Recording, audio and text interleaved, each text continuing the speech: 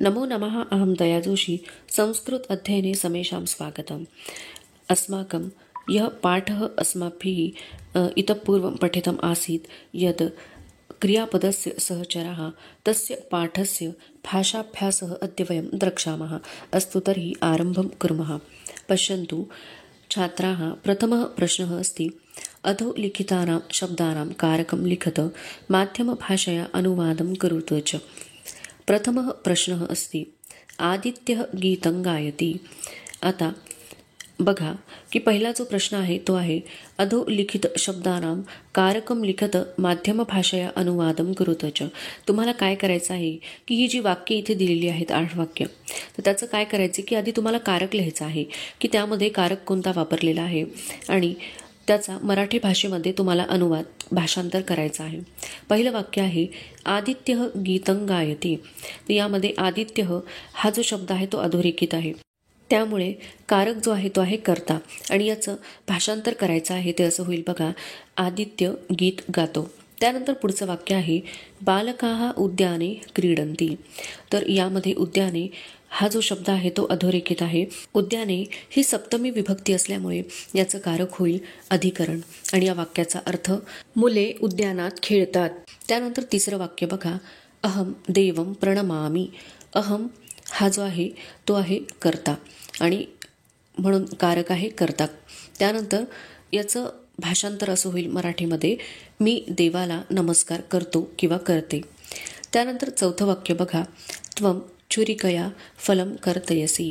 छुरिकया हा शब्द अधोरेखित आहे, तर हा तृतीय विभक्तीमध्ये असल्यामुळे मालयाप्रमाणे छुरिकया, तर याचा कारक होईल तृतीय विभक्तीचा कारक आहे करण आणि याचं मराठीमध्ये अर्थ असा आहे, तू चाकूने फळ कापतो किंवा कापते।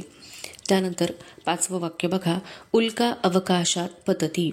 अवकाशात हा शब्द अधोरेखित केलेला आहे आणि ही आहे पंचमी विभक्ती, त्यामुळे याचा कारक होईल अपादान आणि याचा अर्थ आकाशातून उल्का पडते। पुढील वाक्य आहे मुख्याध्यापकः छात्रेभ्यः पारितोषिकाणि यच्छति। या वाक्यामध्ये 2 शब्द अधोरेखित केलेले आहेत। छात्रेभ्यः हा एक आहे आणि पारितोषिकाणि। तर छात्रेभ्यः ही आहे चतुर्थी विभक्ती आणि चतुर्थी विभक्तीचा कारक आहे संप्रदान। त्यानंतर पारितोषिकाणि हा शब्द आहे द्वितीय विभक्तीमध्ये आणि म्हणून द्वितीय विभक्तीचा कारक आहे कर्मकारक। वाक्याचा अर्थ बघूयात, मुख्याध्यापक विद्यार्थ्यांना पारितोषिक देतात। त्यानंतर 7वं वाक्य बघा, वयं चित्रपटं पश्यामः। यामध्ये चित्रपट हा शब्द अधोरेखित केलेला आहे, तर चित्रपटम ही द्वितीय विभक्ती आहे आणि म्हणून तो कर्मकारक होईल आणि वाक्याचा अर्थ आहे आम्ही चित्रपट पाहतो। त्यानंतर 8वं वाक्य बघूयात, पितामहः प्रभाते वृत्तपत्रं पठति। यामध्ये पितामह आणि प्रभाते हे 2 शब्द अधोरेखित केलेले आहेत, तर पितामह हा प्रथमा विभक्तीतला शब्द तो आहे कर्ताकारक आणि प्रभाते ही आहे सप्तमी विभक्ती। तर सप्तमी विभक्तीचा कारक आहे अधिकरण, परंतु येथे प्रभाते या शब्दावरनं स्थान दर्शवलं जात नाही आणि म्हणूनच ही आहे उपपद विभक्ती। त्यानंतर बघा याचा अर्थ, आजोबा सकाळी वृत्तपत्र किंवा वर्तमानपत्र वाचतात।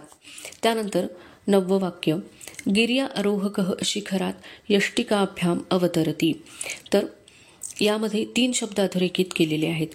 गिर्यारोहकः हा आहे प्रथमा विभक्तीतला शब्द, तो आहे कर्ताकारक। त्यानंतर शिखरात ही आहे पंचमी विभक्ती आणि म्हणून हे आहे अपादानकारक। त्यानंतर यष्टिकाभ्याम हा जो शब्द आहे, तर यष्टिका या आकारांत स्त्रीलिंगी शब्दाचं तृतीय, चतुर्थी आणि पंचमी द्विवचनाचं हे रूप आहे। तर इथे तृतीय विभक्ती आपण ग्राह्य धरणार आहोत, कारण साधन या अर्थी इथे त्याचा उपयोग केलेला आहे आणि म्हणून हे आहे करणकारक। तर आता वाक्याचा अर्थ बघा, गिर्यारोहक पर्वतावरून 2 काठींच्या साहाय्याने उतरतो। आता पुढील प्रश्न आपण बघूयात, योग्य विभक्ती रूपम योजयत। तुम्हाला कंसामध्ये जो शब्द दिलेला आहे त्याचं योग्य विभक्ती रूप त्या वाक्यामध्ये वापरायचं आणि ते वाक्य पूर्ण करायचं। पहिलं वाक्य बघा, युवकः धनम आनयति। तर वित्तकोश हा शब्द दिलेला आहे, युवकः वित्तकोशात धनम आनयति। त्यानंतर दुसरं वाक्य आपणिकः धान्यम तोलयती. तुला या शब्दाचं योग्य रूप वापरावं लागेल. आपणिकः तुलया धान्यम तोलयती. आता इथे साधन वापरलेलं आहे. कशाने तोलणार तर तुला, तराजूने, आणि म्हणून त्याची तृतीय विभक्ती आपल्याला इथे वापरावी लागणार. त्यानंतर बघा भ्राता भगिनी शाटिकाम यच्छती. भगिनी या शब्दाचं योग्य रूप वापरावं लागणार आहे. तर देण्याची क्रिया ज्याच्या बाबतीत केली जाते तर त्याची चतुर्थी विभक्ती वापरली जाते आणि म्हणून भगिन्यै, भ्राता भगिन्यै शाटिकाम यच्छती अशा प्रकारे त्याचं रूप तयार होईल. त्यानंतर चौथं वाक्य बघा पितामहः देव पूजयती. तर पितामहः देवं पूजयती. प्रदर्शिनी चित्राणी संती. प्रदर्शिनी हा जो शब्द आहे तो स्थान दर्शवतोय आणि म्हणून सप्तमी विभक्ती वापरावी लागेल. प्रदर्शिन्याम चित्राणी संती अशा प्रकारे. त्यानंतर आपण पुढील प्रश्न बघूयात. योग्यम पर्यायम चिनुत. पहिलं वाक्य आहे छात्रः स्मरती. कोणतं रूप योग्य असेल तर श्लोकम. छात्रः श्लोकम स्मरती. त्यानंतर पुढील वाक्य रक्षकः चोरम ताडयती. तर क्रोधेन ताडयती अशा प्रकारे. त्यानंतर तिसरं वाक्य आहे शिक्षकः पुस्तकानि यच्छती. तर छात्रेभ्यः छात्रैः यामध्ये योग्य रूप होईल छात्रेभ्यः. शिक्षकः छात्रेभ्यः पुस्तकानि यच्छती. त्यानंतर चौथं वाक्य जलधारा यंत्रम अस्ति. तर वाटिकायां जलधारा यंत्रम अस्ति. कारण स्थान दर्शवलेले म्हणून सप्तमी विभक्ती वाटिका शब्दाची वापरली जाईल म्हणून वाटिकायाम हे रूप योग्य आहे. त्यानंतर तारकाः पतन्ति. तर आकाशात तारकाः पतन्ति. कारण ज्या स्थानापासून वियोग होतो त्याची पंचमी विभक्ती वापरली जाते आणि म्हणून आकाशात असं रूप होईल. त्यानंतर मंत्री महोदयः उद्घाटयति. तर इथं रूप होईल कार्यक्रमम उद्घाटयति अशा प्रकारे. त्यानंतर हा जो प्रश्न आहे तो आपला झालेला आहे. पुढील प्रश्न आपण बघूयात. उचित विभक्ती प्रयोगेण वाक्यम रचयत. तर इथे तुम्हाला काही शब्द दिलेले आहेत तर तिथे योग्य विभक्तीचा प्रयोग करून वाक्य तयार करायचे आहेत. तर वाक्य साधारणतः अशा प्रकारे तयार केली जातील. बघा संस्कृतस्य शिक्षकः रमेशः कथा कथयति. त्यानंतर पुन्हा दुसरं वाक्य तयार केलं जाईल. संस्कृतस्य शिक्षकः रमेशः विद्यालये कथां कथयति. त्यानंतर पुढील वाक्य अशा प्रकारे तयार केले जाईल. संस्कृतस्य शिक्षकः रमेशः विद्यालये पुस्तकात कथां कथयति. एक शब्दाचा वापर करून तुम्ही एक वाक्य तयार केलं तरी चालेल किंवा सगळे शब्द वापरून तयार केलं तरी चालेल. परंतु तुम्हाला जेवढे जास्त होतील तेवढे वाक्य तयार करावे लागतील आणि म्हणून एक शब्द घेत गेलात तर तुमची वाक्यसुद्धा भरपूर तयार होतील. तर बघा संस्कृतस्य शिक्षकः रमेशः विद्यालये पुस्तकात मधुर स्वरेण कथां कथयति. त्यानंतर शेवटचं वाक्य अशा प्रकारे तयार होईल. संस्कृतस्य शिक्षकः रमेशः विद्यालये पुस्तकात मधुर स्वरेण छात्रेभ्यः कथां कथयति. अशा प्रकारे साधारणतः ही वाक्य तयार होतील.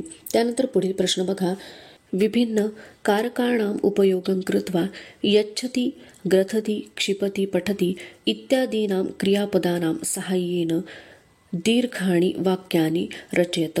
तुम्हाला या वाक्याचा अर्थ मी आधी सांगते की विभिन्न कारकाणाम उपयोगम कृत्वा म्हणजे वेगवेगळ्या कारकांचा. कारक कोणकोणती आहेत? कर्ता कर्म करण संप्रदान अपादान ही सगळी कारक आहेत. तर या वेगवेगळ्या कारकांचा उपयोग करून यच्छति ग्रथति क्षिपती पठती या क्रियापदांच्या सहाय्याने म्हणजे मदतीने दीर्घाणी वाक्याने रचयत म्हणजे मोठी मोठी वाक्य तुम्हाला तयार करायची आहेत. तर बघा आता मी एक उदाहरण तुम्हाला सांगते. येथे सुरुवातीला यच्छती हे क्रियापद दिलेलं आहे. तर एक वाक्य आपण या क्रियापदाचा उपयोग करून तयार करूयात. माता गणेशाय मोदकः यच्छती. किंवा अजून एक वाक्य आपल्याला तयार करता येईल. माता भिक्षुकाय रोटिकां यच्छती. अजून एखादं वाक्य आपण बघूयात.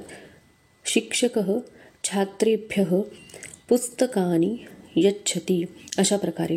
तर अशी वाक्य तुम्ही तयार करायची आहेत. त्यात त्यांनी दीर्घ वाक्य सांगितली, तर जेवढी मोठी वाक्य तुम्हाला तयार करता येतील तशी वाक्य तुम्ही तयार करण्याचा प्रयत्न करायचा आहे.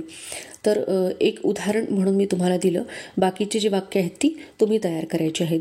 माझा जर व्हिडिओ तुम्हाला आवडला असेल तर लाईक करा, शेअर करा आणि माझ्या यूट्यूब चॅनलला सबस्क्राईब करा. धन्यवाद.